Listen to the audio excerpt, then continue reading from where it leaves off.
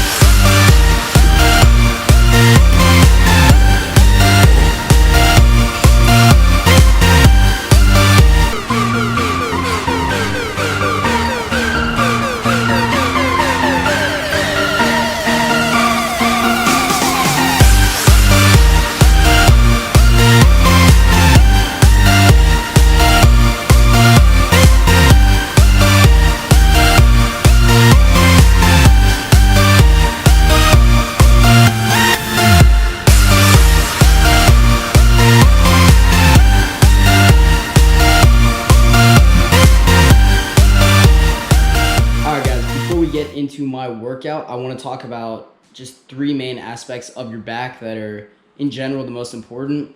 So you have the width of your back, so the V taper, how wide your back is. You have the thickness of your back, so mainly in the upper and middle parts of your back, and then you have the development of your lower back. So the first exercise I do on my back day is pull-ups. I start all my back days with pull-ups. It is a great warm-up, and it's also just a foundational exercise. Building strength through pull-ups is absolutely essential for having a big back, and it directly targets your lats, and it really works on that V taper. So pull-ups are an absolute essential, whether you're a beginner or you're a super advanced lifter. If you're struggling to do pull-ups, then I would recommend getting on the bar and putting a bench at like a 45-degree angle, like right in front of you, and just put your feet on that bench and then do the pull-ups. So you're almost doing like an assisted pull-up. Continue just building strength through that. The farther away you push the bench, the harder and more realistic the pull-up will be. And then do that until you're at a point where you can just do them without the bench. So after pull-ups, we move on to bent over rows. And bent over rows are definitely the best exercises personally that I've used to develop my back.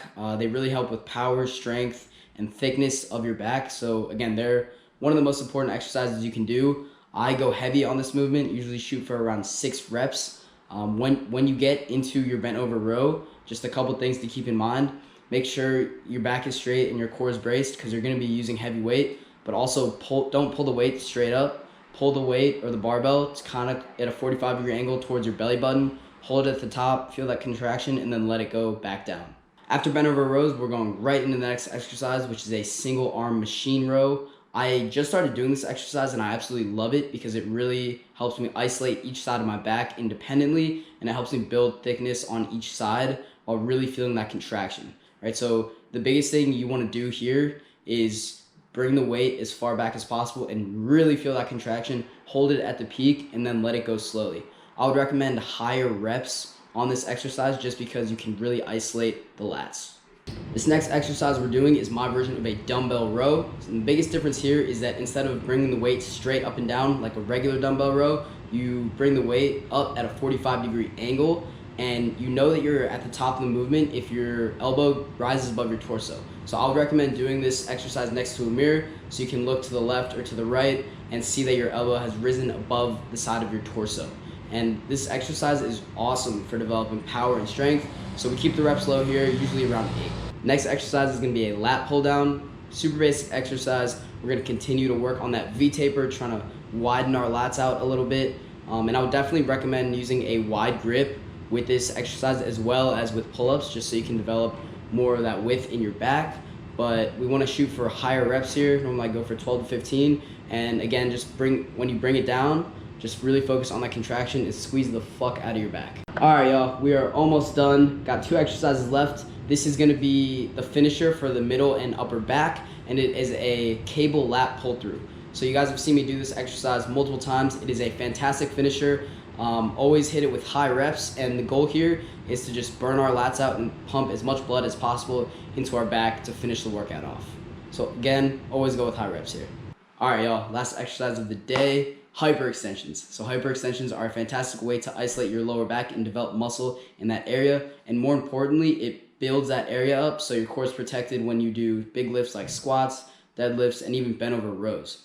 I usually do 1 to 2 sets, and I just do as many reps as possible. Usually it's like 12 to 15 reps. All right, y'all, just the last couple of closing comments.